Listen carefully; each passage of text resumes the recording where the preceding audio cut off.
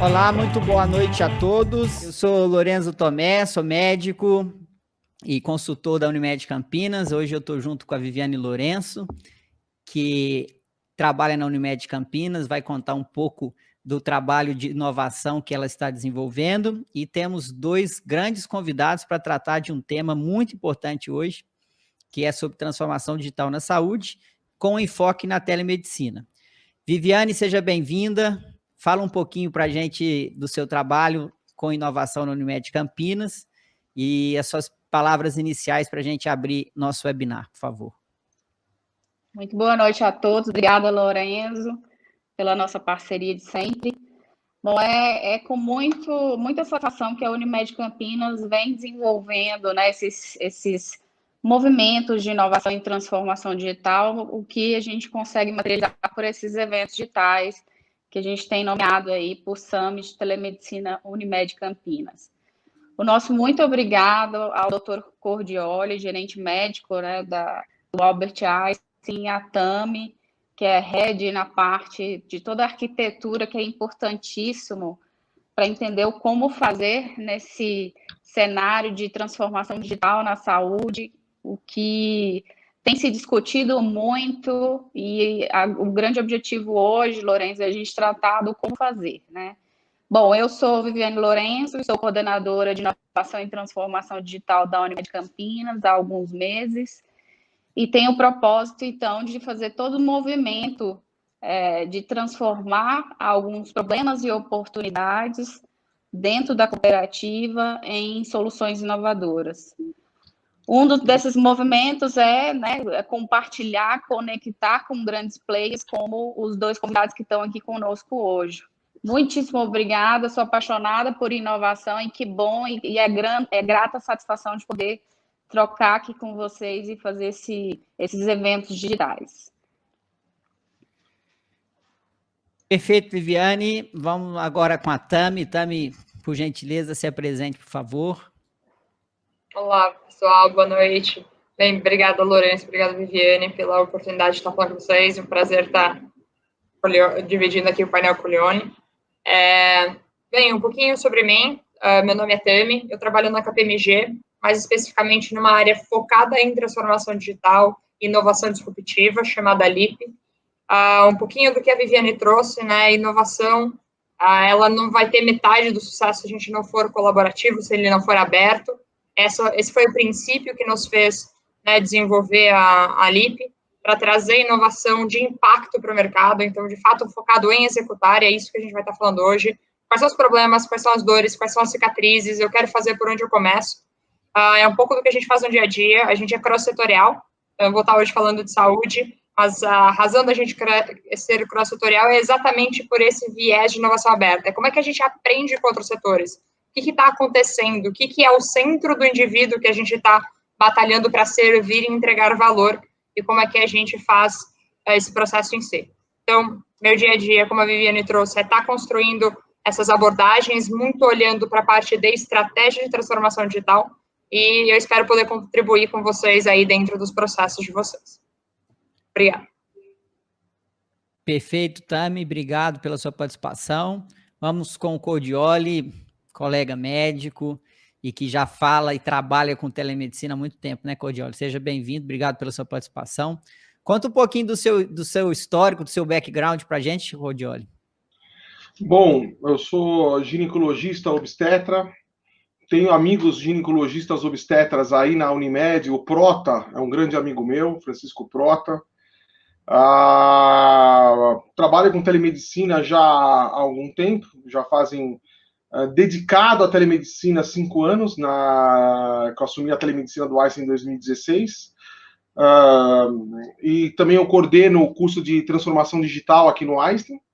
E sou presidente da Saúde Digital Brasil, que é uma associação de empresas que prestam serviço em saúde digital no Brasil aqui. Legal, obrigado pela sua participação. Que bom, vamos bater um papo aqui interessante. Já que você está na tela, queria te convidar para apresentar os seus slides e o que você tem para compartilhar conosco de conteúdo, pode ser?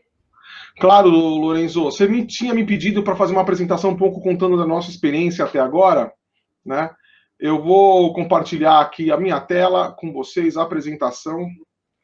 Então, vocês devem estar vendo aqui o PowerPoint, né? Sim. E eu vou projetar ele para vocês aqui. F5. Vamos lá, não foi, agora vai. Pronto, vocês devem estar vendo a tela inteira. Sim. Bom, claro que pandemia muda tudo, né? Muda o contexto, muda a forma como a gente vê a telemedicina, como ela é vista e percebida pelos nossos colegas e também pelos pacientes, né?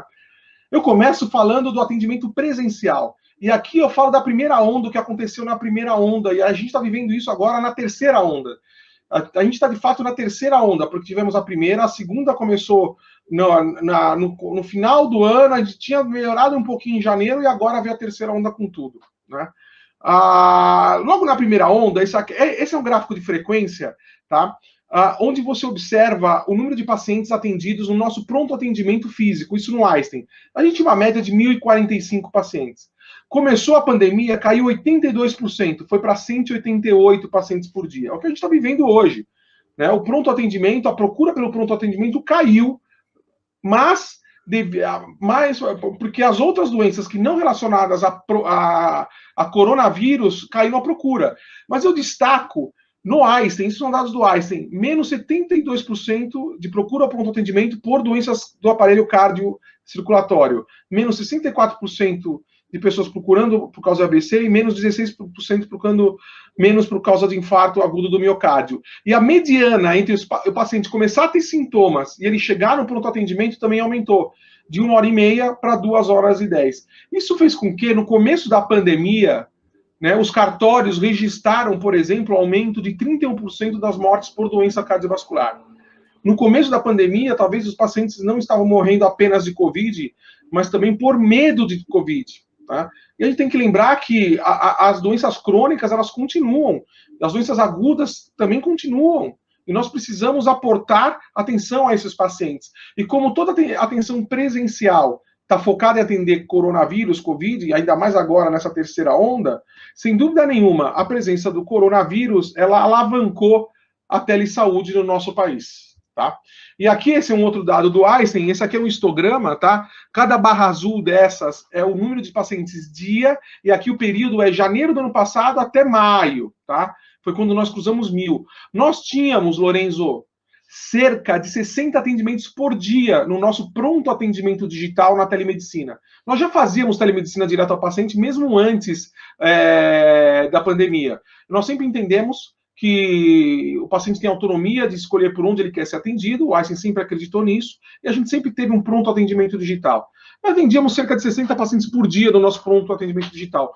Começa a pandemia, aqui na metade de março, começa a crescer exponencialmente o número de casos, tá? Só que olha que interessante, Lorenzo, aqui, laranja é o número de casos com CID relacionado à Covid, e vermelho é o número de casos total. Até a metade de abril, o número de casos totais e casos relacionados à Covid crescem junto. Depois, estaciona casos relacionados à Covid atendidos na telemedicina e continua aumentando casos relacionados a outras doenças, tá? Mostrando que o paciente, ele primeiro conheceu a telemedicina por causa do coronavírus, mas depois ele se habitua e começa a procurar por outras coisas também. E a gente saltou de 60 para 1.000 atendimentos por dia. E hoje estou fazendo 1.400 a 1.500 atendimentos por dia no pronto atendimento digital. O pronto atendimento digital do Einstein já é maior do que era o seu pronto atendimento físico. Tá? E olha só, esse é um dado da literatura da Índia, e a Índia sempre teve um sistema muito robusto de telemedicina, muito bem estruturado. E eles têm... aqui é uma clínica de reumatologia que fez a seguinte pergunta para os seus pacientes, isso no final da primeira onda, isso aqui foi publicado. Se não houvesse opção de telemedicina, o que você faria, esse paciente crônico de reumatologia? 26% ia vir para a clínica de qualquer jeito. 1/4, 3/4 ia parar o tratamento com o médico. 30% ia se virar, se automedicaria, e 44% ia parar o tratamento. Que foi o que está acontecendo no Brasil. Porque nós não temos uma telemedicina, uma telesaúde madura, bem desenvolvida, os profissionais treinados. Eu faço a pergunta, quais são as faculdades de medicina que têm disciplina de telemedicina? Quais são as faculdades de medicina que ensinam telepropedêutica? Você conta em uma mão, você conta. O que acontece? Nós não temos plataformas bem desenvolvidas, agora temos, mas no começo não tínhamos, e não tínhamos profissionais. Isso que fez com que houvesse atraso no atendimento. E aí, muitos pacientes nossos ficaram aqui no amarelo e no vermelho, pararam ou se automedicaram, porque não tinha opção de telemedicina. Tá? E mostrando um pouco da nossa experiência na pandemia, aqui mostrando um pouco da gente, do que a gente faz, porque telemedicina não é só teleconsulta direta ao paciente, que eu estava dando exemplo, também tem a teleinterconsulta. Aqui foi quando começou o hospital de campanha, no hospital do Pacaembu, nós colocamos cardiologistas, pneumologistas, intensivistas para apoiar a operação do hospital de campanha.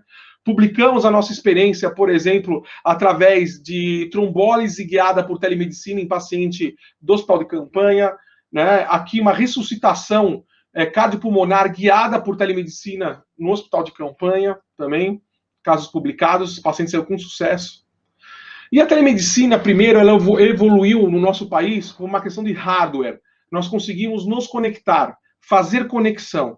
Isso já passamos dessa fase. Tanto é que um dos fatores que quem fala contra a telemedicina fala que a telemedicina só funciona nas capitais, porque só nas capitais que tem boa conexão da internet, eu falo que não, o Brasil inteiro é possível sim você fazer conexão. Se você tem boa vontade, você consegue. Esse aqui sou eu estava aqui em Auareté, lá no final do Brasil, na fronteira com a Colômbia, no meio da floresta amazônica, fazendo saúde indígena com o médico do pelotão do Exército e médico de saúde indígena. Aqui a gente conectado internet, banda KU, satelital, tá? E com, Lorenzo, com 4 megas de conexão satelital, eu consegui transmitir em tempo real eletrocardiograma, fazer ecocardiograma e transmitir, fazer junta médica para tomar essa decisão aqui referente a pacientes.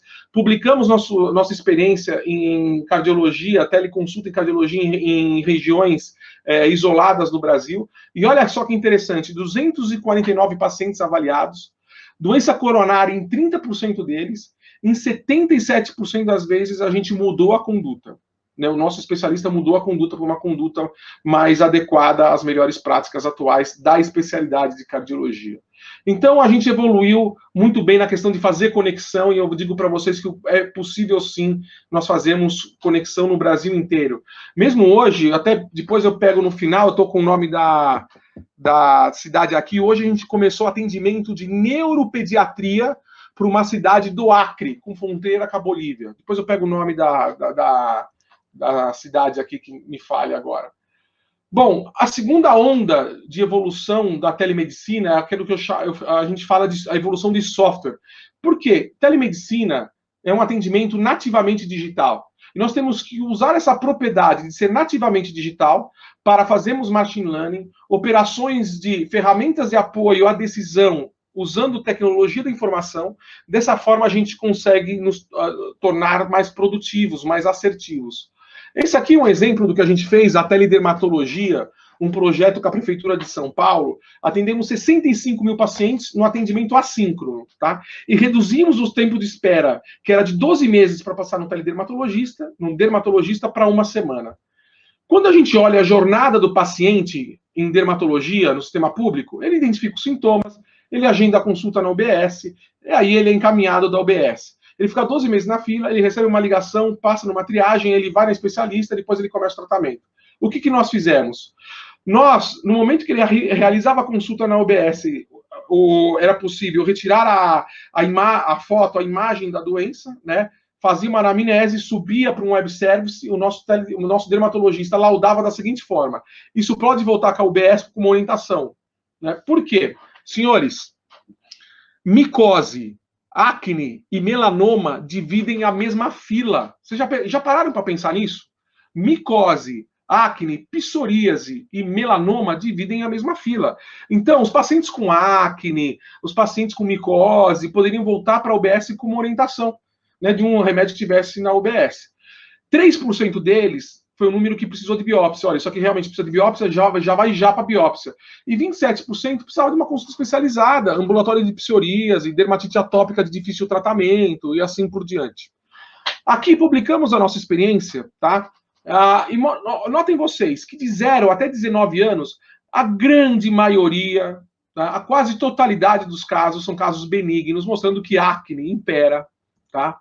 E mesmo em pacientes geriátricos, essa é uma outra publicação, da nossa experiência, mesmo em pacientes geriátricos, só acima de 90 anos a principal causa era doença maligna. Abaixo de 90 anos ainda é doença benigna. Tá? Nós aproveitamos todas essas imagens com diagnósticos, fizemos uma operação de deep learning, tá? E conseguimos desenvolver um algoritmo hoje com 95% de especificidade e 82% de sensibilidade, tá? Essa foi a tese de mestrado do André, onde agora o paciente identifica os sintomas, o médico do OBS ele tira a foto das lesões, a própria inteligência artificial encaminha o paciente. Fala assim, isso aqui é um procedimento de biópsia, provavelmente. Isso aqui provavelmente vai precisar de teledermatologia, então vamos fazer uma teledermatologia. Não, isso aqui vai precisar de especialista. Aí vocês falam assim para mim, mas se a inteligência artificial errar? Senhores, olha só, se ela encaminhar o paciente para biópsia e não precisar de biópsia, quem vai fazer a biópsia não é dermatologista? O dermatologista ele olha e fala, não, isso aqui não precisa de biópsia, né? Ele encaminha para o teledermatologista. Se o teledermatologista olhar e falar, putz, esse caso eu acho que vai precisar de biópsia, ele encaminha. E se o especialista falar, poxa, esse caso aqui não precisava estar no ambulatório de psoríase, pode ser veio errado, ele reencaminha. Mas sempre tem um especialista, um dermatologista, dando a conduta final. A inteligência artificial, aqui no caso, ela só está colocando o paciente certo no lugar certo, para que a gente consiga, né, em vez de 12 meses de espera, conseguir, em dias, dar caminho para esse paciente. E aí a gente fez a seguinte pergunta para os médicos que trabalharam com a gente na teledermatologia. Fizemos uma pergunta antes e depois, tá? A gente, foi uma outra publicação bem interessante. Olha só o que a gente perguntou. Vocês acreditam que vocês vão conseguir fazer diagnóstico por teledermatologia antes de começar o projeto? Né? Falou, 42% estava pouco confiante, 25% muito confiante e 33% confiante. E aí, quando terminou o projeto, a gente fez a mesma pergunta para os dermatologistas. Você está confiando agora no projeto? 83% muito confiante e 17% confiante. Ou seja, depois que eles conheceram, eles pegaram mão do atendimento, eles entenderam isso como valioso. E 100% dos médicos entrevistados querem continuar trabalhando com teledermatologia, mostrando que, na verdade, a telemedicina não diminui o número de pacientes que você vai ter para você, ela aumenta, porque você aumenta os pontos de contato com ele, você torna mais fácil a entrada dele no sistema de saúde, você consegue colocar o paciente certo no lugar certo, você consegue derivar a atenção necessária, trabalhar uma coisa que chama equidade. Equidade não é tratar todo mundo igual, é dar mais para quem precisa de mais e dar menos para quem precisa de menos. Tá? Um dos grandes medos que se tem com a telemedicina, eu já estou caminhando para a parte final da apresentação, é justamente a questão, será que a gente não vai ficar autômatos? Será que nós não vamos perder um pouco do contato humano? E eu digo para vocês que isso é uma falácia. É possível sim você ser high-touch e high-tech ao mesmo tempo. Eu acredito que a tecnologia ela exponencializa aquilo que você tem de bom ou aquilo que você tem ruim. Se você é um excelente médico no mundo físico, você vai ser um excelente médico no mundo virtual. Se você é um péssimo médico no mundo físico, você vai ser um péssimo médico no mundo virtual. Ela não vai te melhorar ou te piorar. Ela vai exponencializar a sua qualidade ou o seu defeito. Tá? E aqui, olha só o que o paciente nos diz. Esse é um verbatim do nosso serviço de atendimento ao cliente. Boa noite. Gostaria de deixar registrado o meu agradecimento ao excelente atendimento do doutor. Aqui eu tirei o nome para não evidenciá-lo. Procuramos o atendimento online após sair de uma consulta presencial de outro hospital, onde minha filha foi tratada de forma horrível. Graças ao doutor, ficamos tranquilos e seguimos sua orientação e minha filha está muito bem agora. Gostaria muito que essa mensagem chegasse até o doutor. Notem que ela cita 3 vezes o nome do médico no mesmo verbatim. Como contato com esse médico foi positivo para essa pessoa. Para ele saber o excelente profissional que ele é, que o atendimento dele foi tão incrível que nós nos sentimos tão próximos como se estivesse na sala de consulta. Doutor, parabéns por esse excelente profissional, que Deus o abençoe grandemente. Ou seja, é possível sim sermos high-tech e high-touch ao mesmo tempo. Claro que aqui eu tenho que terminar observando que telemedicina no Brasil, a legislação da telemedicina direta ao paciente está atrasada, né? Nós temos ela desde 1996 nos Estados Unidos, 98 na Inglaterra, 2009 em Portugal, países da América Latina, como a nossa vizinha Argentina, né, já regulada, e no Brasil ainda não, e ainda está essa discussão se primeira consulta pode ou não pode. Para mim é um atraso, a gente está perdendo muito tempo com isso. Infelizmente, estamos deixando de atender pacientes, estamos deixando de movimentar nosso consultório, nós estamos perdendo atividade econômica e, principalmente, o paciente está deixando de ser atendido. Tá? Para mim, é antiético, é imoral e é inconstitucional nós não podemos exercer a nossa profissão na plenitude. Por quê? Os quatro princípios bioéticos que regem a nossa profissão, quais são? O da beneficência, o da não malevolência, o da justiça e o da autonomia. Veja bem, se o Conselho Federal de Medicina escreve que o médico tem autonomia para prescrever cloroquina, para prescrever ivermectina, e eu acho que ele tem autonomia mesmo sem evidência científica, por que eu não posso ter autonomia para fazer telemedicina direto ao paciente, se já existem N evidências científicas que isso é eficaz? Essa é uma pergunta que eu faço. E eu termino mostrando a sonda Curiosity que está em Marte. Nós já temos uma sonda ainda mais moderna que está em Marte, que acabou de chegar. Mas essa Curiosity, que foi lançada em 1999, essa sonda tem um processador, um PowerPC, que tem 700 MHz de velocidade de processamento. E eu consigo tirar foto de Marte, analisar Marte. Senhores, um iPhone 10 tem 2.8 GHz, iPhone 10, a gente já está no 12. O iPhone 10 tem 2.8 GHz de velocidade de processamento. 4 vezes mais do que a sonda que está em Marte. Aí eu me pergunto, a gente pode tirar foto de Marte, a gente analisa o solo de Marte, e eu aqui na Terra, usando algo que está no meu bolso, que é 4 vezes mais rápido do que o computador que está lá, nós não consigamos nos analisar aqui? Fica aqui a provocação, os meus contatos, agradeço, Lorenzo, e espero ter falado no tempo adequado. Talvez um pouquinho mais, desculpe.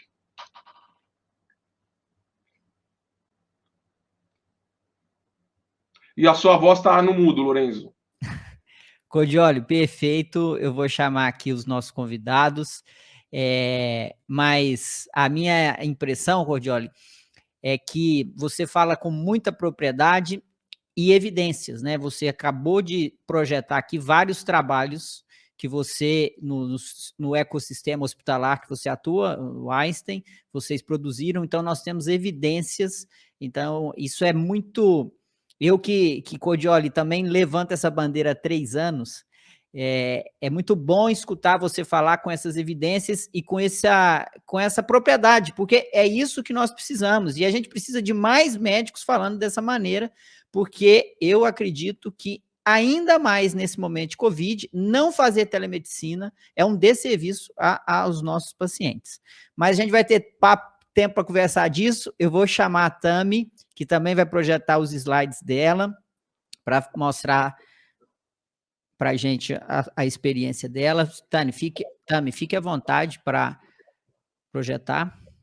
Obrigada. Eu vou projetar aqui, vocês me avisam quando vocês estiverem vendo. Tá bom. Aqui, só um instante. Vocês devem estar vendo agora. Vai chegar agora. Isso. Bem, muito difícil pegar depois do Cordioli, e muito interessante também, porque toda essa datificação e toda a linha que ele trouxe, talvez eu vá complementar sobre um outro viés, né? Eu, com certeza, não tenho nem expertise, nem a profundidade que o Cordioli trouxe para vocês do impacto de telemedicina, mas eu vou trazer uma provocação do que a gente precisa mudar para fazer isso. Por que o setor não está fazendo? Por que o regulador não está fazendo? O que é que está impedindo a gente de trazer essa transformação digital com tantas evidências, com todo o processo para dentro de saúde? Então, a gente vai olhar um pouquinho mais macro e entender o que são os drivers, né, que acabam travando esse processo. Então, a primeira coisa aqui, eu acho que o Cordioli trouxe isso muito bem, é que health, saúde, está transformando de diversas formas, e aqui a gente tem essa tendência acontecendo bem antes da própria pandemia. Obviamente, a pandemia acelerou muito este movimento, mas a gente já vinha com esses processos. Por quê? A primeira coisa que é importante vocês entenderem é a migração da gente como indivíduo. E o Cordioli trouxe isso muito bem, que é sobre high-tech e high-touch. E por que high-touch? Porque é sobre o indivíduo, né? É a saúde do indivíduo. Quando a gente olha para isso e a gente olha o fluxo de transformações que a gente está vivendo, a gente está vivendo essa transformação da pessoa física há muitos anos. mais ou menos quase lá em 96, quando os Estados Unidos aprovou a telemedicina. Por quê? Porque a gente começou a sofrer isso no varejo. A gente começou a ver as compras que a gente faz ou a internet que a gente acessa, saber o que a gente está buscando. A gente está ali olhando na internet e do nada aparece exatamente uma propaganda de uma coisa que eu acabei de pesquisar. Então, se você começa a se perguntar, se vocês têm capacidade de me dizer o que está acontecendo, por que eu não tenho toda essa comodidade? Por que eu não tenho os dados na minha mão? Por que eu não sei sobre a minha vida? Por que eu não tenho controle sobre a minha saúde? Por que isso está disperso dentro desse setor? Então, aqui é importante vocês entenderem o que está trigando tudo isso. Por que tem tanta tecnologia, tanta nova proposta para trazer esse processo? Porque, como os indivíduos físicos, a gente viu que é capaz de que a tecnologia utilizada de novo modelo mental, e a gente vai explicar um pouquinho disso para frente, como é que a gente consegue trazer isso. Isso começa a disparar uma demanda de que nós queremos receber essa beneficência, nós queremos cuidar da nossa saúde e ter ela cuidada. Mas, olhando para esse universo de como está transformando, eu trouxe aqui dados bem recentes para vocês, de um relatório que a Distrito faz, né, nosso parceiro de aliança estratégica, faz esse mapeamento do ecossistema de startups como um todo, mas aqui, particularmente de saúde, a gente lançou esse relatório particularmente, ele não é público, né, ele é dentro de uma série paga que só fala de saúde, mas em março, né, para esse mês, a gente fez esse lançamento e a gente acompanha mensalmente o crescimento das startups, que olham para a saúde. Então, o primeiro número que eu queria dizer para vocês é este estopim que está acontecendo. Hoje, o setor de saúde é o segundo setor de maior densidade de startups que a gente tem dentro do ecossistema brasileiro. Ele perde apenas para fintechs, que esse mês também bateu o primeiro topo de 1.000, mas ele está traçando a mesma curva de crescimento. Então, a gente espera que isso só alavanque e a pandemia só acelerou esses processos, principalmente em pontos específicos. Dessas 747, 80 são focadas em telemedicinas. Isso equivale a quase 10% aí do processo, 10% e um pouquinho. E esses 80 têm crescendo mês a mês, eu dei uma olhada, em média 5%. Então, mês passado a gente tinha 77, o outro mês a gente tinha 71, e elas vêm crescendo nessa escala exatamente porque o Cordioli trouxe. Existe uma demanda de mercado, existe uma necessidade do indivíduo de estar de recebendo esse atendimento. E por isso que a gente está vendo o ecossistema, os investidores e as grandes corporações focadas dentro desse processo. Então, aqui, né, casando com essa informação, eu trouxe o fluxo de investimentos que a gente está tendo. Então, aqui, aos últimos, né, a gente mapeia isso já faz algum tempo. A gente teve uma grande representatividade em 2017, marcado por algumas fusões específicas. Vem, né, tirando essa exceção aqui, você vê essa parte de ramp-up, mas o que é importante destacar? No primeiro trimestre, ou seja, até março, onde a gente está, a gente já teve 85% do total de investimentos que a gente teve no ano passado inteiro dentro de saúde. Né? Acabaram de anunciar aí uma grande aquisição da 3778, que é drivada em inteligência artificial e um pouco de value-based healthcare, que a gente vai discutir já já. Mas qual que é a ideia? O movimento está acontecendo, o mercado está se mexendo. Mas por que o mercado está se mexendo? Como eu falei para vocês, a provocação aqui vai ser mais ampla. Né? Movimentos como telemedicina, eles estão forçando todo o sistema a responder uma necessidade do cliente. Mas o que é essa necessidade? Né? Vamos entender sobre a ótica dessa mudança. Será que é tecnologia? Porque o Cordioli trouxe essa provocação. Não é hardware. Precisa de software, mas precisa do high touch. Por quê? Porque se a gente só olha para a tecnologia, a gente vai vivendo o paradoxo desse meme. E eu tenho certeza, se eu perguntar para vocês, todos vocês viveram em algum momento na vida alguma coisa parecida com isso. Estou aqui, meti um chatbot de atendimento, vou fazer teleatendimento, ou vou fazer um atendimento programado, né, não uma telechamada, e daí dá problema. Não entendo o que você está falando, não sei o que você está pedindo, tente novamente, não tenho essa opção. Aqui a gente tem que tomar muito cuidado. Transformação digital é sobre o humano no centro. É sobre resolver um problema. Não adianta apenas a gente digitalizar. Se a gente pegar e jogar a tecnologia por cima, a gente perde esse contato do que é a necessidade. Então, não adianta eu ter hardware, não adianta eu ter infraestrutura. Eu preciso saber qual que é a dor do outro lado. Eu preciso saber que eu vou precisar desse eletrocardiograma e eu vou precisar de todos os equipamentos para fazê-lo. Mas mais importante do que aquilo, eu vou ter que ter a visão coletiva, eu vou ter que saber passar isso para o paciente, eu vou ter que saber endereçar cada um dos quadros. Então, aqui a gente precisa olhar além da tecnologia. Mas como é que a gente faz isso? Se eu não estou olhando diretamente para a tecnologia, se eu não estou pegando tecnologia e jogando para dentro do meu processo, o que eu estou fazendo? Eu deixo a tecnologia de lado? Não. Eu uso tecnologia como estratégia. Ou seja, a gente não pode revogar tudo que a gente atingiu até aqui. Eu adorei o exemplo da Sony Marte, porque é sobre isso. A gente só conhece o solo de Marte hoje, ou até a quantidade que a gente conhece, porque tem alguma coisa tecnológica trazendo isso. Mas o que eu estou fazendo com isso é o fator mais importante. Ou seja, a gente precisa sim aplicar tecnologia. Por quê? Porque a tecnologia está cada vez mais barata, mais acessível e mais fácil de ser aplicada. Ou seja, todo mundo, de alguma forma, precisa ter uma base tecnológica mínima, porque senão a gente sai perdendo. A gente deixa de entregar valor para o nosso cliente. Só que se eu colocar a tecnologia como centro, se tudo for tecnologia, o que vai acontecer é que eu vou perder o high touch. Eu vou perder o porquê que eu estou fazendo aquilo. E é por isso que a gente precisa perguntar, por que eu estou aplicando tecnologia? E aqui a gente olha, a tecnologia ela está utilizando como estratégia, mas eu sei o que o meu paciente está buscando. Eu sei o porquê eu estou utilizando tecnologia. E daí, casando com o que o Cordioli trouxe também na parte de aplicação de software e daí machine learning, eu estou aprendendo com ela. Por quê? Porque a capacidade de processamento de uma máquina ela é infinitamente maior do que a de um humano. Então, nesse lado, a gente nunca vai competir. Mas o senso do high touch, o senso de entender as nuances do que é aquele quadro, isso sempre vai pertencer ao humano. Então, a gente precisa, sempre, aí a gente pode entrar numa discussão de singularidade, mas aqui a gente precisa trazer o fator de que, quando a gente está olhando para o fluxo de dados, quando a gente está olhando para o processamento da máquina, é como é que ela está aprendendo e gerando melhor valor para a necessidade que eu estou resolvendo. Essa é a grande chave que eu queria fazer a primeira provocação para vocês. Sim, olhem para a tecnologia, sim, olhem para a telemedicina, mas a tecnologia de telemedicina, ela é meio, ela não é fim. Ela é o que eu preciso para entregar o melhor valor para o meu cliente, para tirar ele do pronto atendimento que ele não está podendo sair, ou para dar comodidade daquele que, tipo, até pode sair algum dia, mas ele não quer sair, porque ele quer ser atendido dentro de casa. E esse comportamento apareceu por causa da pandemia. E o que acontece de visão macro? Aqui está bem resumido, mas são 4 frentes que estão drivando todas essas mudanças dentro de saúde, como eu falei para vocês, são mudanças comportamentais. Isso aqui acontece dentro da visão do que é o indivíduo, e não necessariamente dentro do setor de saúde, até porque tem vários pares delas em outros setores. Então, telemedicina, ela está muito dentro desse além do hospital. Ou seja, eu quero ser tratado na minha comodidade, eu quero ser tratado aonde eu quiser. Por quê? Porque eu tenho sensores como esse relógio, ou o telefone, ou toda a parte de telemedicina, que permite que eu faça isso. Então, se comunique e personalize a experiência que eu quero ter.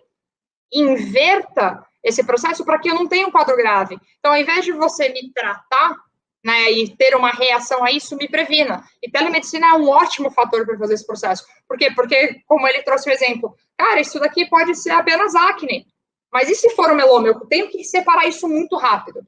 Então, para que eu não tenha que esperar os 12 meses para descobrir entre um e outro, vamos primeiro responder na prevenção e tratar esse processo para que ele não fique acumulado dentro do sistema. Dados aqui de uma forma separada, e a gente vai ver que isso é um grande problema dentro de saúde, é um grande diferencial. O fluxo de dados, o aprendizado de máquina vai depender dessa capacidade da gente processar maior dados. E aqui é uma grande dor do setor de saúde, do sistema de saúde como um todo. Esses dados não fluem. Existem muitos silos dentro do processo, e daí eu vou fazer uma indicação de livro no final para vocês que trata exatamente disso. E, por último, a maior das inversões, aí, obviamente, eu imagino que todos vocês aí já estejam mais cansados de ouvir, mas todo o VBC ou VBCH, então, Value Based Healthcare, que é toda a inversão de eu quero ser cobrado e eu quero receber o serviço de saúde, então eu quero ser precificado pela saúde que eu recebo e não pelo custo gerado por esse tratamento. E, a partir disso, você tem toda uma inversão no sistema de como é conhecido o modelo de negócio e como a gente presta isso. Então, essas são as grandes pressões que estão acontecendo de forma geral, mas o que eu quero destacar para vocês, como eu falei, que vai ser elemento propulsor de uma telemedicina cada vez mais eficiente, com poder de máquina para ajudar a gente a separar aquelas trilhas que o Cordioli mostrou perfeitamente bem, é esse fluxo de dados. Então, o que eu quero mostrar para vocês? Quero mostrar para vocês a base de inovação. Inovação é fazer o novo. Então, eu estou navegando no desconhecido. Qual que é o problema disso de saúde? É muito difícil dentro de saúde errar. Por quê? Porque a gente está lidando com vidas. Então, inovar dentro de saúde é extremamente sensível. Por isso que a gente tem que aprender a errar. Eu tenho que aprender a criar ambientes onde existe risco à vida, e nesses ambientes não tem chance da gente criar um espaço, e daí para todos os outros a gente precisa aprender. E quando a gente comete um erro sem intenção, e aqui eu gostei muito da apresentação do Cordioli de trazer vários exemplos, a gente precisa compartilhar os aprendizados. A gente precisa mudar a cultura que existe dentro de saúde, porque os dados estão em silos. O dado é meu, é sobre meu conhecimento, fui eu que aprendi. E eu não quero compartilhar com você, porque isso é diferencial meu, ou você pode descobrir que eu cometi um erro, ou cometi uma ação que você nem concorda. E aí, o que eu falei para vocês do livro que eu ia indicar, existe um livro chamado O Princípio da Caixa Preta, de Matthew Syed. Ele tem um sobrenome um pouco diferente, eu posso escrever eles para vocês depois, mas ele faz exatamente essa análise, como é que a cultura de saúde faz com que seja o setor que tem menor fluxo de dados compartilhados, e por isso é tão difícil a gente criar essa visão unitária de value-based healthcare. Então, para terminar aqui para vocês, a mensagem que eu queria deixar de forma geral para todo mundo: vamos fazer essa transformação acontecer. Mas para que a gente consiga fazer isso, a gente precisa aprender a errar. Porque a gente está fazendo alguma coisa diferente, a gente está transformando. E aqui é sobre saber errar. Erros custam muito caro dentro de saúde. A gente não pode ser responsável. Não é legal errar. Mas a gente está transformando tudo que é conceito. Então, a gente precisa explorar os novos desconhecidos e expandir o processo de onde esse erro está. O que não é permitido é a gente não aprender, é não compartilhar, é não fazer com que o erro que alguém cometeu lá atrás seja cometido de novo, e de novo, e de novo. A gente não pode aceitar que a gente cometa esses mesmos fluxos com tanto poder computacional, com tanta tecnologia para nos ajudar, porque a gente não conseguiu inverter esse mindset de cultura. A telemedicina é um dos fatores para nos permitir isso. Então, com isso, eu deixo com vocês essa mensagem: errem, mas errem para frente. Compartilhem os erros, trabalhem de forma sistêmica, colaborem, porque aí sim a gente vai conseguir transformar de verdade. Então, eu deixo meus contatos, acho que a gente vai discutir um pouquinho mais sobre isso, e para que a gente tenha sucesso em telemedicina e na transformação do setor como um todo, a gente precisa, de fato, adaptar a todas essas mudanças que estão acontecendo de forma constante. Tá bom? Muitíssimo obrigada.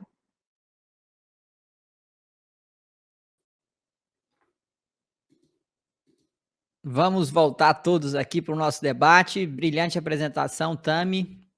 Agradeço essa forma com que você traz esse conteúdo. Gosto muito do que só não pode deixar de aprender e quebrar essa aversão ao erro, né? Temos muita dificuldade disso na saúde e as empresas são muito conservadoras porque confundem, tem dificuldade em criar essa caixa que você está falando de tudo aquilo que põe em risco a vida, né? Mas mesmo nisso, a gente tem que tentar ousar e fazer diferente. Vamos começar o nosso debate aqui. Eu vou passar a palavra para minha colega Viviane, primeiro as damas, e você vai fazer uma pergunta, Viviane, e depois eu faço a minha, tá? Combinado. Muitíssimo obrigada. E, nossa, que momento nesse Summit de Telemedicina Unimed Campinas. Muitíssimo obrigada aí pela grande palestra de ouvir vocês, Cordioli e Tami. Acho que vocês fizeram um contraponto muito interessante. E eu queria, bom, primeiro eu vou falar um pouco, debater um pouco com o Cordioli. Saiu recentemente, Cordioli, uma pesquisa da McKinsey com 700 líderes aí da parte de inovação e tecnologia em grandes empresas globais, onde eles destacaram que algumas regras de ouro, né, para se fazer transformação digital na saúde. E eles colocam como uma das grandes regras de ouro a questão de gerir a melhor experiência digital para o usuário. Eu percebi que na sua fala isso ficou muito claro, principalmente na sua experiência aí do PROAS, no âmbito do SUS, né, do Sistema Único de Saúde. Então, discorre um pouquinho para a gente, Cordioli, algumas dicas de como que foi seu processo dentro da implementação da telemedicina no âmbito do Albert Einstein, e como que você considerou essa regra de ouro da experiência digital do usuário final?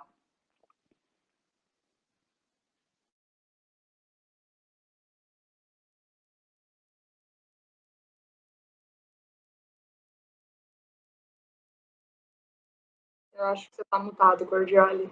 Desculpa. Tá no mudo, tá no mudo. Todo mundo cai na pegadinha do mudo, até eu caí, né? Por isso que os colegas um ajudam o outro, né? Bom, mas essa minha... Eu já comecei na telemedicina há um certo tempo, né? E logo que eu assumi um cargo de telemedicina, eu fui estudar o UX em saúde fora do Brasil, porque é alguma coisa que a gente não tinha muita formação aqui. E o UX, né, quando a gente fala experiência do usuário, não só na interface, mas também em toda a lógica que tem por trás do aplicativo, de você chegar facilmente aonde ele quer chegar, né, a gente entender aonde ele quer chegar e deixar ele chegar fácil, sem barreira, né, isso é a parte da UX. E a UI, a interface, a beleza, o gostoso de usar. Qualquer aplicação digital, qualquer uma, só tem sucesso se você tiver uma boa UI e uma boa UX. E para isso você precisa fazer um processo de design, né? E aí você tem várias metodologias de design, nós aplicamos todas aqui, desde a Working Backwards da Amazon, o próprio Design Sprint da Google. Todos os nossos projetos, eles são baseados em design thinking, tá? Todos. Agora, eu falo que eu gosto de ir além do design, porque o problema do design, né, e das pessoas muito inteligentes é que você tem várias pessoas inteligentes trabalhando junto com você. Hoje eu estou com excesso de pessoas inteligentes. Aliás, eu estou procurando pessoas menos inteligentes para trabalhar. Estou procurando pessoas com menos ideias e mais execução. Né? Hoje o mundo está cheio de boas ideias. Pessoas com iniciativa tem várias. Terminativa é que você... São as moscas raras. Terminativa agora. Mas eu gosto de falar... Eu gosto de sempre lembrar isso nas minhas apresentações, quando eu falo de transformação digital, que transformação digital, na verdade, são os 4 P's. O primeiro P é de paciente, problema, entender o problema do paciente. Tem que entender aquilo que você quer resolver. Qual o problema do paciente? Né? O outro P é o P de pessoas. Você precisa transformar as pessoas que vão atuar no mundo digital, prestando serviço. Que no fundo, gente, telemedicina são pessoas tratando de pessoas, usando ferramentas e tecnologia de informação, mas são pessoas tratando de pessoas. Você precisa transformar essas pessoas, fazer a transformação digital dessas pessoas. Transformação digital é transformar as pessoas que vão atender. Transformação digital na saúde é transformar essas pessoas. Então, P de pessoas. Por ordem de importância, eu estou indo. Primeiro, entender o problema do paciente, depois, transformar as pessoas. O outro P é processo. Os processos têm que estar bem desenhados, bem estruturados, tá? Claros, fáceis de entender. E o último P é tecnologia. E eu vejo muitas pessoas querendo começar a transformação digital pela tecnologia. São apaixonados pela ferramenta. A ferramenta é tão boa e faz tanta coisa que ninguém sabe que botão que aperta para começar a usar. É tão boa, então faz tudo, mas ninguém sabe que botão que aperta. Então, você tem que começar de trás para frente. Primeiro, entender o problema da pessoa, treinar quem vai atender aquela pessoa, desenhar o processo e, por último, desenhar a tecnologia. É a forma como a gente encara aqui no Einstein a transformação digital. Perfeito, Cordioli. Eu também acredito em todo esse processo. Na Unimed Campinas, a gente tem aplicado muito Design Sprint, até mesmo, Tami, para a gente mitigar alguns riscos de inovar, mitigar alguns riscos de fazer a transformação digital, considerando esses 4 P's, Cordioli. Então, acho que a gente está muito alinhado. E que bom ouvir sua aula, e que bom saber que a gente está no caminho certo. Lorenzo, eu vou tocar, então, a pergunta aqui para a Tami, pode ser? Vai lá. Beleza, Tami, obrigadíssima por você ter trazido vários pontos, e um deles ficou claro na sua fala.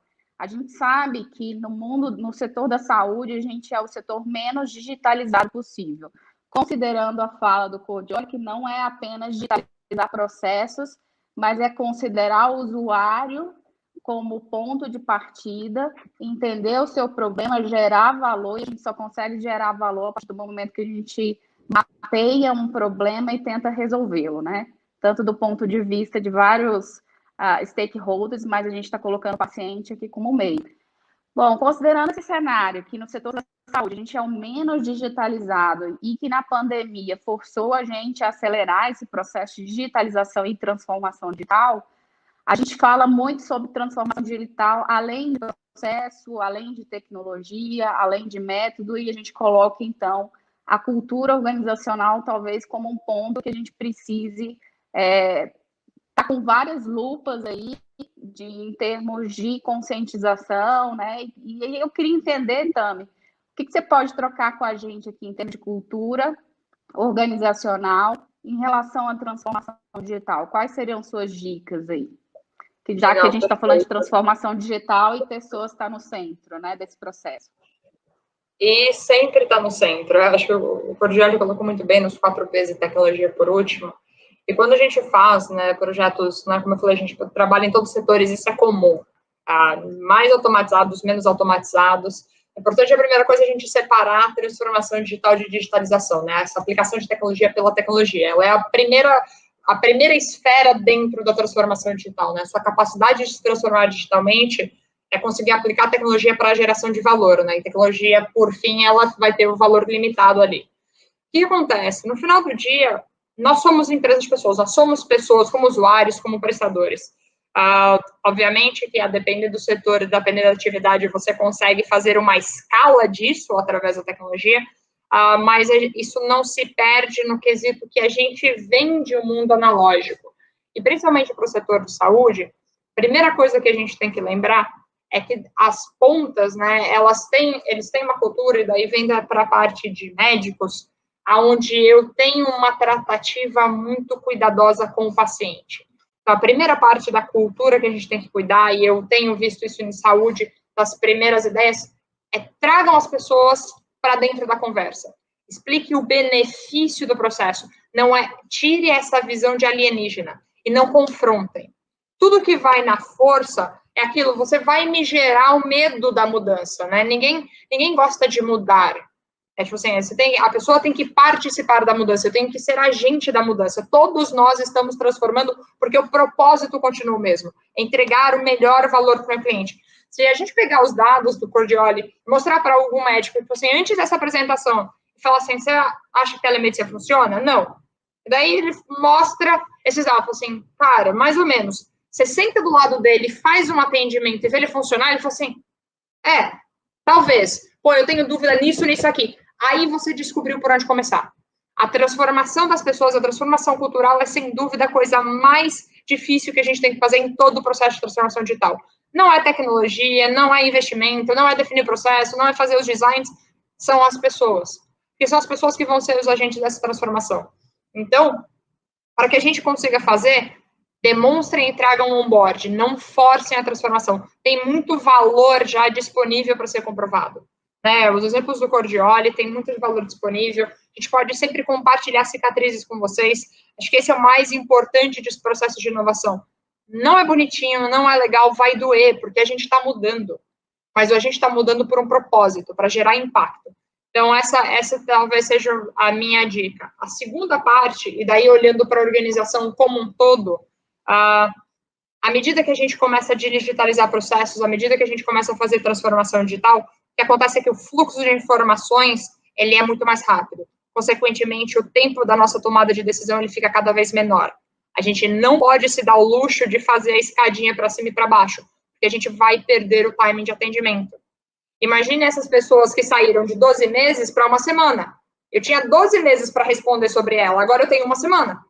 Quem é que está na ponta da organização girando na velocidade para atender uma semana?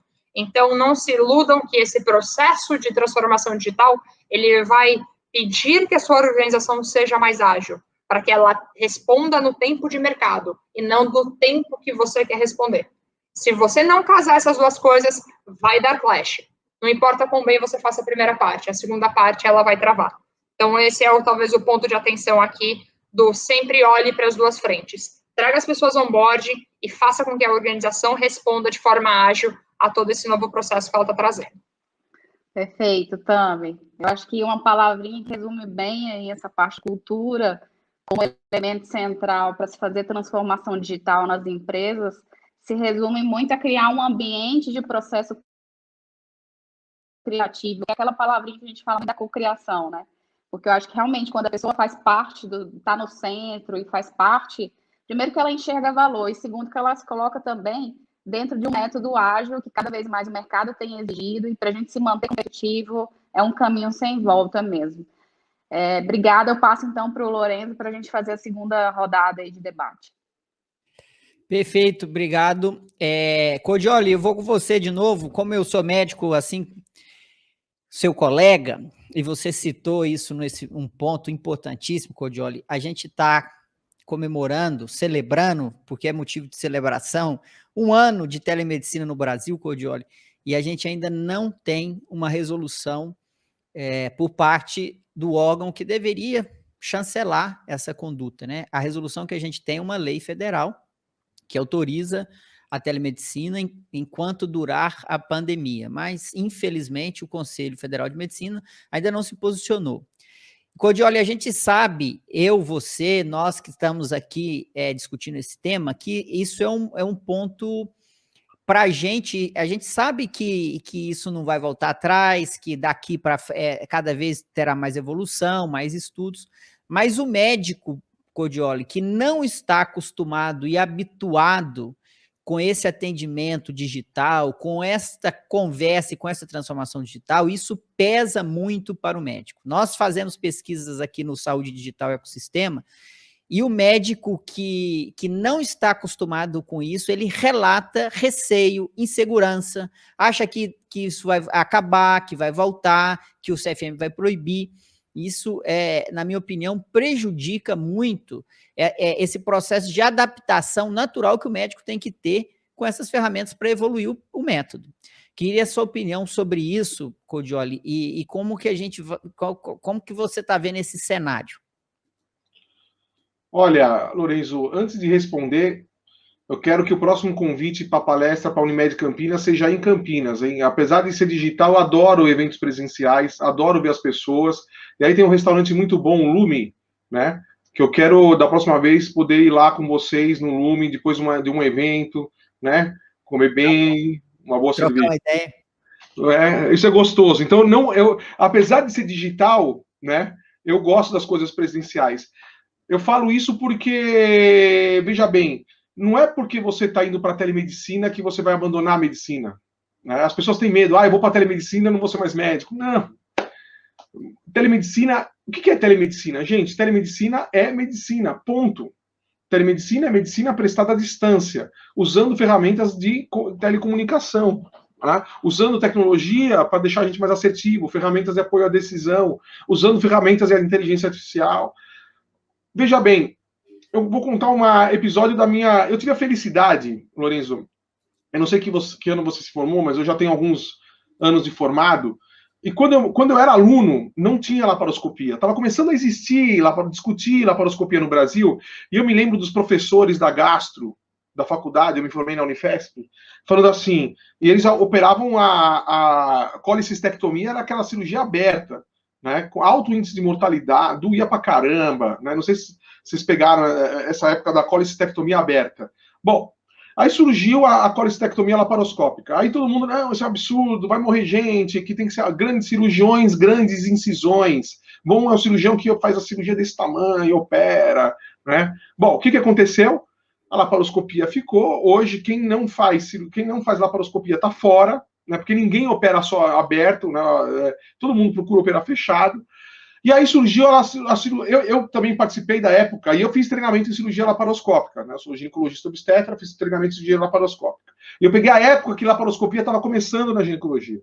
E aí, isso na residência.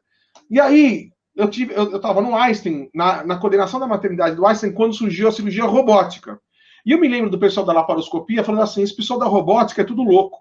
Porque na laparoscopia eu tenho tato, eu sinto a resistência do tecido. A robótica, não, eu perco o tato. Bom, conclusão, hoje, a prostatectomia é praticamente todo mundo robótica, né? Aí surgiu a cirurgia single port. Aí eu escuto o pessoal da robótica agora falar, não, esse pessoal do single port é tudo louco, né? É tudo...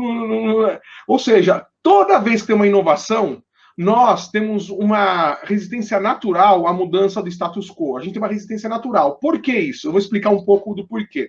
E aí é para quem gosta de estudar história, filosofia, é uma coisa que eu gosto de estudar. A medicina, ela nunca foi uma ciência exata.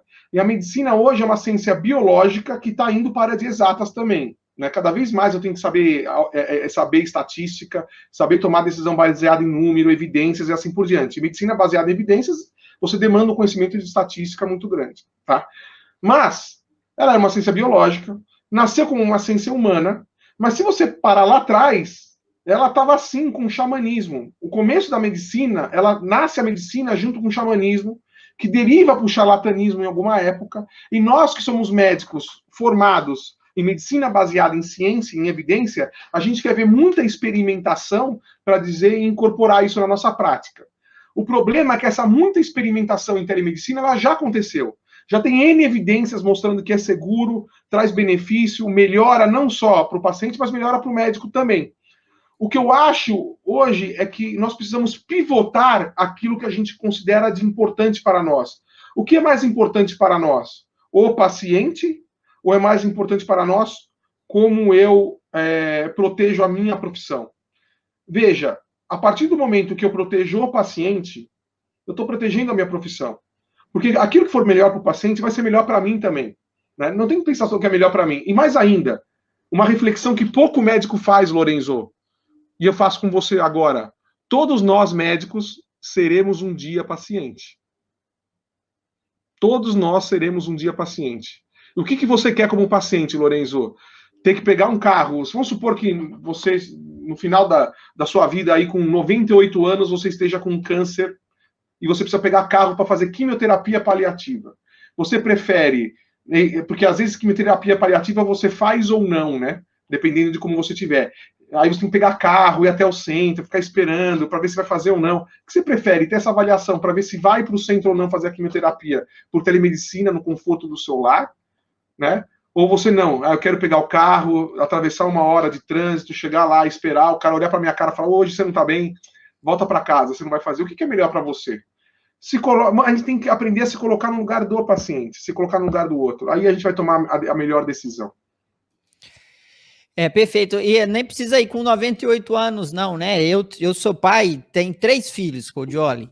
E você imagina o meu filho com uma dor de barriga, com uma dor de cabeça, com uma febre à noite.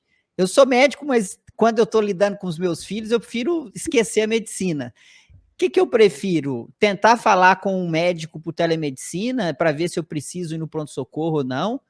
Ou eu pegar o carro no meio da madrugada, né? Isso é óbvio, então a gente precisa evoluir. E além desse conforto e dessa comodidade, dessa conveniência, tem o lado, Cordioli, do isolamento social. Tem o lado da continuidade de cuidado que a gente precisa falar. Nós estamos atravessando uma fase muito difícil e a telemedicina é sim uma ferramenta que vai nos ajudar a contornar. E tem suas indicações, tem seus problemas que precisam ser resolvidos. Você concorda comigo, Cordioli? Concordo. Eu só não gosto de falar que telemedicina é importante agora nesse momento de pandemia, que as pessoas acham, não, então telemedicina é só para a pandemia, que é um pouco do que algumas pessoas que estão em cadeira de tomar decisão no conselho acham, né? Não, a telemedicina só serve para a pandemia. Não, nós médicos tratamos de pessoas, não de doenças. Se serve para uma doença na pandemia, ela serve para todas as outras doenças. Nós tratamos de pessoas, não de doença. Tá? Então, mas sim, a telemedicina é um fator de EPI. E telemedicina, Lorenzo, é uma ciência convergente. Eu convirjo aquilo que eu aprendi na faculdade, aquilo que eu vejo de evidência e a minha experiência. Né? Nós médicos mais velhos temos a experiência que nós carregamos daquilo que a gente viu dar certo na vida, daquilo que a gente viu dar errado, é muito valiosa. E nesse momento de pandemia, emergência, o médico mais velho está afastado porque ele é grupo de risco. Então, a telemedicina não só o protege para que ele continue a sua prática profissional, mas também, mais uma vez, o mais beneficiado disso é o próprio paciente, que consegue manter contato com esse médico mais sênior, quando ele mais precisa. Perfeito. Vamos para a Tami agora. Tami, na sua palestra, você abordou muito bem a necessidade de tentar o novo, de arriscar e de aprender com esse processo. Que dica você pode dar, Tami, para grandes empresas do setor de saúde para começar, para dar o primeiro passo, para entrar nesse mundo novo da transformação digital, da inovação? Legal, Lorenzo. Então, eu vou separar em duas frentes, né? A depender do primeiro passo, e pegando aqui o Cordioli, já existe muita evidência. Então, pode ser novo para você, mas tem muita tranquilidade para você dar esse primeiro passo. Então, aqui não é risco, aqui é mindset. Aqui é reprecificar o risco que eu estou falando. É tipo assim, é novo para mim aplicar telemedicina. Mas, pô, olha o exemplo do Einstein aqui no Cordioli, ele está aplicando aí há vários anos. O que eu já posso fazer disso que já é conhecimento existente? Então, a primeira parte é a gente separar. Isso é novo para mim, isso é novo para o mercado, isso é novo para o mundo. Cada uma dessas coisas são coisas bem distintas. Outra coisa que é importante trazer para vocês é que saúde é um ambiente regulado, né, de uma forma diferente, mas ele é regulado. Então, antes da gente trazer, né, a regulação de como funciona para a saúde, que é uma regulação muito específica, e daí quando você fala com fármaco e crônicos, é cada vez mais específica, mas vamos olhar para um outro setor que também tem regulado e como é que está acontecendo. O setor financeiro. Extremamente regulado, risco totalmente diferente, mas vamos dizer assim, causa mortes econômicas.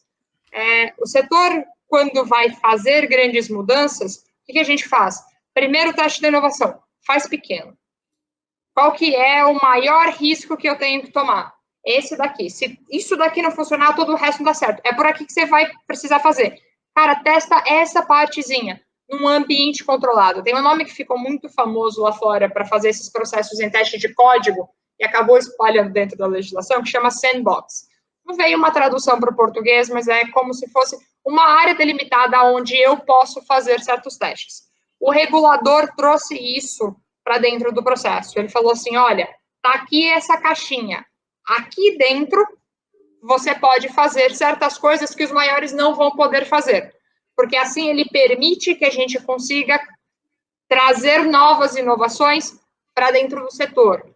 Mas, de novo, a gente não está falando com coisas que são novas para o mundo. Quando a gente está trazendo de disrupção de 0 a 1, o que a gente consegue pegar?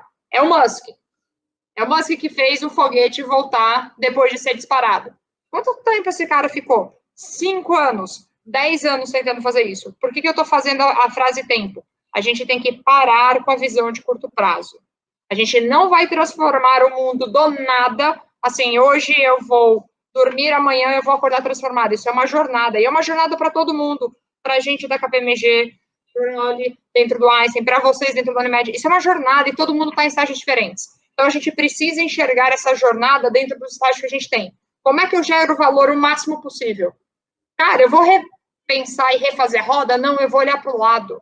Eu vou colaborar. Eu vou aprender com os demais. Nossa, tudo que foi apresentado aqui que o Einstein faz, o que é aplicável para mim? Como é que eu posso acelerar esse aprendizado? Porque no final quem vai ganhar é o paciente. Quem vai ganhar é o indivíduo que antes de virar paciente está recebendo um tratamento de qualidade, está recebendo um tratamento remoto. Dentro de pandemia e pós-pandemia, eu concordo totalmente. Isso é comportamento. Isso é valor que a gente está entregando dentro dessa transformação que a sociedade está passando.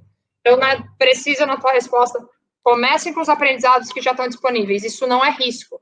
Isso é novo para você. A gente vai estar falando de cultura, de mindset, mas a gente não vai estar falando de risco sistêmico. Quero começar a expandir? Comece pequeno. Tem vários termos dentro do processo, aí onde começam os MVPs, né, os mínimos produtos viáveis, e como você vai fazer. Mas aprenda o que é a mínima coisa que vocês precisam fazer. E a partir daí, iterem. Sempre controlando e entendendo o que vocês estão investigando. De forma contínua, a gente vai conseguir transformar o todo.